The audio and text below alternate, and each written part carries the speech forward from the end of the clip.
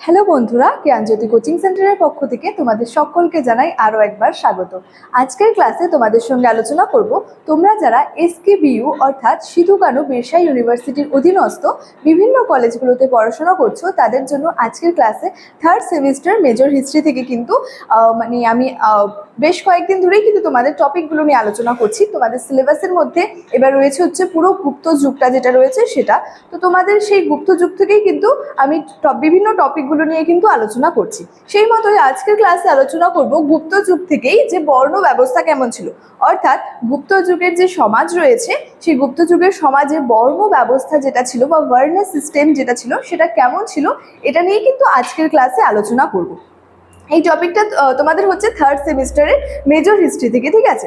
তো এই যে বর্ণ ব্যবস্থা রয়েছে এই বর্ণ ব্যবস্থা সম্পর্কে ক্লাসটি শুরু করার আগে তোমাদেরকে একটা ছোট্ট ইনফরমেশন দিয়ে রাখি। দেখো, তোমরা যারা ভাবছো ইতিমধ্যে তোমাদের এক্সাম শেষ হয়েছে, তোমাদের থার্ড সেমিস্টার শুরু হয়েছে, তোমরা যারা ভাবছো আমাদের সঙ্গে শুরু থেকেই যুক্ত হবে তাদের জন্য বলে রাখি, তোমাদের থার্ড সেমিস্টারের যে কোর্স ফিটা রয়েছে সেটা কিন্তু রয়েছে হচ্ছে যে 599 রুপিস, ঠিক আছে? তোমরা দেখতে পাচ্ছ এখানে যে এই 599 টাকার বিনিময়ে কিন্তু তোমরা আমাদের থেকে সমস্ত তোমাদের সেমিস্টারে থার্ড সেমিস্টারের যে সমস্ত নোটসপত্র রয়েছে, সাজেশনস যে সমস্ত রয়েছে সেগুলো কিন্তু সবই পেয়ে যাচ্ছ, ঠিক আছে? তো তোমরা যারা ভাবছো আমাদের সঙ্গে অনলাইনে যুক্ত হবে তারা অবশ্যই আমাদের হেল্পলাইন নাম্বারে যোগাযোগ করতে পারো। আমাদের হেল্পলাইন নাম্বার দুটো রয়েছে, একটা হলো 7076398606 এবং আরেকটা হলো 6295916282। তো তোমরা যারা ভাবছো শুরু থেকেই আমাদের সঙ্গে যুক্ত হবে তারা কিন্তু অবশ্যই আমাদের হেল্পলাইন নাম্বারে যোগাযোগ করে আমাদের সঙ্গে যুক্ত হয়ে যেতে পারো। তাহলে দেরি না করে শুরু করছি আজকের ক্লাসটি। দেখো, প্রথমে যেটা বললাম, আজকে আমাদের আলোচনার বিষয় সেটা হচ্ছে যে গুপ্ত সমাজে বা গুপ্ত যুগের সমাজে বর্ণ ব্যবস্থাটা কেমন ধরনের ছিল। দেখো এখানে কি বলা হচ্ছে, যে বলেছে ফাহিয়েনের বিবরণ থেকে জানা যায় যে গুপ্ত সমাজে বর্ণভেদ প্রথা যেটা ছিল সেটা কিন্তু বেশ যে প্রবল ছিল, মানে কঠোর ছিল, এটাও কিন্তু বলা যায়। ফাহিয়েন কে ছিলেন? দেখো, ফাহিয়েন সম্পর্কে কিন্তু আগের ক্লাসে তোমাদের সঙ্গে আলোচনা করেছি, তোমরা যারা সেই ক্লাসটি দেখোনি সেই ক্লাসটি কিন্তু একটু দেখে নিতে পারো। ফাহিয়েন ছিলেন মূলত একজন চীনা পর্যটক এবং তিনি ভারতবর্ষে আসেন, ভারতবর্ষে এসে বিভিন্ন দীর্ঘদিন ভারতে বসবাস করেন এবং সেই সময় কিন্তু তিনি ভারতের বিভিন্ন জায়গায় ভ্রমণ করেছিলেন এবং তার ভ্রমণ বিবরণী কি রয়েছে, সেই ভ্রমণ বিবরণীর ঐতিহাসিক গুরুত্ব কি রয়েছে, এই সমস্ত কিছু নিয়ে কিন্তু আগের ক্লাসে আলোচনা করেছি। তো মূলত ফাহিয়েন যে ছিলেন তার বিবরণ থেকে মূলত আমরা গুপ্ত যুগের যে বর্ণ ব্যবস্থাটা যেটা রয়েছে সেটা বেশ আর কি কঠোর ছিল বা প্রবল ছিল, যে সেই বর্ণ প্রথা সেটা আমরা কিন্তু জানতে পারছি। এখানে বলা হয়েছে গুপ্ত যুগে বৈদিক যুগের মতোই কিন্তু ভারতীয় যে সমাজ ছিল সেই ভারতীয় সমাজ 4টি শ্রেণীতে কিন্তু বিভক্ত ছিল, ঠিক আছে? জানতে পারছি যে 4টি শ্রেণীতে বিভক্ত ছিল। বলেছে এই যে 4টি বর্ণ ছিল, এই বর্ণ ছিল হচ্ছে ব্রাহ্মণ, ক্ষত্রিয়, বৈশ্য এবং হচ্ছে যে শূদ্র। দেখো এখানে কি বলা হয়েছে, যে গুপ্ত যুগে বৈদিক যুগের মতোই, অর্থাৎ বৈদিক যুগে যেমন ভারতীয় সমাজ 4টি শ্রেণীতে বিভক্ত ছিল, গুপ্ত যুগেও কি দেখা যাচ্ছে সেই 4টি শ্রেণীর কথাই কিন্তু এখানে বলা হচ্ছে।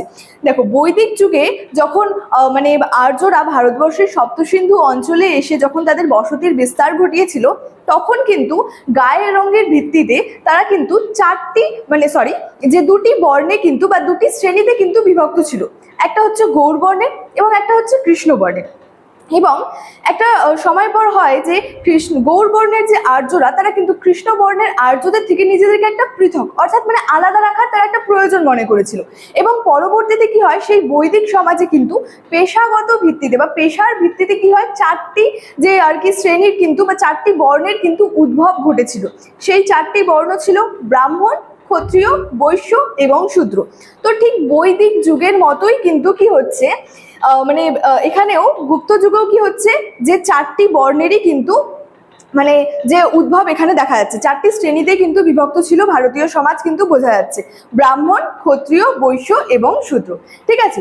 এবার হচ্ছে ঋগ্বেদের যে দশম মণ্ডলের যে পুরুষ সূত্র রয়েছে সেখানের একটি শ্লোক থেকে জানা যায়, সেই শ্লোকের মধ্যে বলা হয়েছে যে ব্রহ্মার মুখমণ্ডল থেকে হচ্ছে ব্রাহ্মণের উৎপত্তি হয়েছে, বাহুদয় থেকে হচ্ছে ক্ষত্রিয়ের উৎপত্তি হয়েছে, তারপর হচ্ছে যে উরুদেশ রয়েছে সেখান থেকে বৈশ্যের উৎপত্তি হয়েছে এবং চরণ যুগল বা পদ যুগল থেকে কিন্তু শূদ্রের উৎপত্তি হয়েছে। তো এই সমস্ত যে তথ্যগুলি রয়েছে সেগুলি হচ্ছে যে ঋগ্বেদের দশম মণ্ডলের যে পুরুষ সূত্র যে শ্লোক রয়েছে সেখানে কিন্তু বলা হয়েছে। এবার এটা তো চারটি শ্রেণীতে বা মানে চারটি মানে বর্ণের মধ্যে তো বিভক্ত হলো বোঝা যাচ্ছে। এবার এদের কাজ কি ছিল? দেখো, ব্রাহ্মণদের কাজ নর্মালি কি ছিল? ব্রাহ্মণদের কাজ ছিল পূজা অর্চনা করা, বিদ্যা চর্চা করা। ক্ষত্রিয়দের কাজ কি ছিল? দেশ শাসন করা, দেশ রক্ষা করা। বৈশ্যদের কাজ কি ছিল? বৈশ্যদের কাজ ছিল ব্যবসা বাণিজ্য করা। এছাড়াও বলা যায় যে কৃষি কাজ করা, পশুপালন করা। এই সমস্ত কাজ কাদের ছিল? যে বৈশ্যদের ছিল। মোট কথা হচ্ছে ব্যবসা বাণিজ্যের দিকটা বৈশ্যদের ছিল। এবার হচ্ছে লাস্ট যেটা রয়েছে শূদ্র। এই শূদ্রদের কাজ কি ছিল? ওপরের তিন বর্ণের সেবা করা। ওপরের তিন বর্ণ বলতে কাদের কথা বলা হচ্ছে? সেই ব্রাহ্মণ, ক্ষত্রিয় এবং বৈশ্য, এই তিন বর্ণের সেবা যত্ন করা কিন্তু শূদ্রদের কাজ ছিল। যেহেতু শূদ্রদের উৎপত্তি কোথা থেকে হয়েছিল? ব্রহ্মার মানে চরণ যুগল থেকে বা পদ যুগল থেকে কিন্তু এই শূদ্রদের উৎপত্তি হয়েছিল। এছাড়াও বলা হচ্ছে যে ওপরের এই যে চারটি বর্ণর কথা বললাম, অর্থাৎ ব্রাহ্মণ, ক্ষত্রিয়, বৈশ্য, শূদ্র, এই চারটি বর্ণ ছাড়াও কিন্তু গুপ্ত যুগে আরো এক ধরনের হীন বর্ণের কি হয় সন্ধান পাওয়া যায়, এবং এরা কি চণ্ডাল নামে কিন্তু পরিচিত ছিল। এই যে যারা হীন বর্ণের যে একটা সন্ধান পাওয়া গেছিল এবং যারা চণ্ডাল নামে পরিচিত ছিল, তারাই কিন্তু অস্পৃশ্য ছিল এবং গ্রাম ও শহরের কিন্তু বাইরে বসবাস করতো। কারণ কি? এদেরকে হচ্ছে অস্পৃশ্য বলে কিন্তু অভিহিত করা হতো। এদের কিন্তু সেই সামাজিক অধিকারটা গ্রাম বা শহরে বসার জন্য যে মানে বসবাস করার জন্য যে সামাজিক অধিকারটা ছিল সেটা কিন্তু এদের ছিল না। যার জন্য এরা গ্রাম এবং শহরের বাইরে বসবাস করতো, এরা অস্পৃশ্য ছিল। এবার বলেছে যে গুপ্ত যুগে সমাজে বর্ণভেদ প্রথা কিন্তু কঠোর ছিল। এখানে হবে ঋগ্বৈদিক। হ্যাঁ, ঋগ্বৈদিক যুগে চারটি বর্ণ, এই যুগে কি হয় চারটি কিন্তু জাতিতে পরিণত হয়, এবং কাত্যায়ন স্মৃতিতে বর্ণভিত্তিক শাস্তির ব্যবস্থার কথা বলা হয়েছে।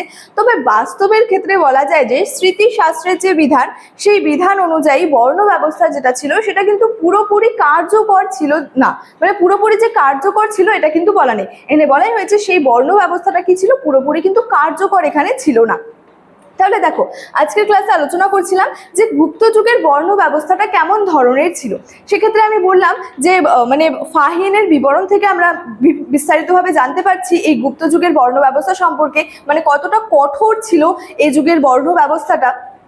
এছাড়াও কি জানতে পারছি যে যেমন বৈদিক যুগে কি ছিল, যেমন মানে যেভাবে ভাগ ছিল ভারতীয় সমাজ, সেই ক্ষেত্রে কিন্তু গুপ্ত যুগেও ভারতীয় সমাজ সেই চারটি শ্রেণীতেই বিভক্ত ছিল, এবং সমস্ত শ্রেণী কোন কোন চারটি শ্রেণীর কথা কি কি রয়েছে এবং তাদের কাজ কি রয়েছে সেই সমস্ত কিছু নিয়েই কিন্তু আজকের ক্লাসে আলোচনা করলাম। তো আজকের ক্লাস কিন্তু আমার এতটাই ছিল, এবং তোমাদের যে সমস্ত ইনফরমেশন রয়েছে সেটা তো আমি ভিডিওর শুরুতেই বলে দিয়েছি। তো তোমরা যারা ভাবছো আমাদের সঙ্গে যুক্ত হবে অনলাইনে, তারা অবশ্যই কিন্তু যুক্ত হয়ে যেতে পারো। চলো, আজকের ক্লাস এতটাই। দেখা হচ্ছে তোমাদের সঙ্গে পরবর্তী ক্লাসে আরো একটি নতুন টপিকের সাথে। তোমরা সকলেই ভালো থেকো, সুস্থ থেকো। Thank you so much. Thanks for watching.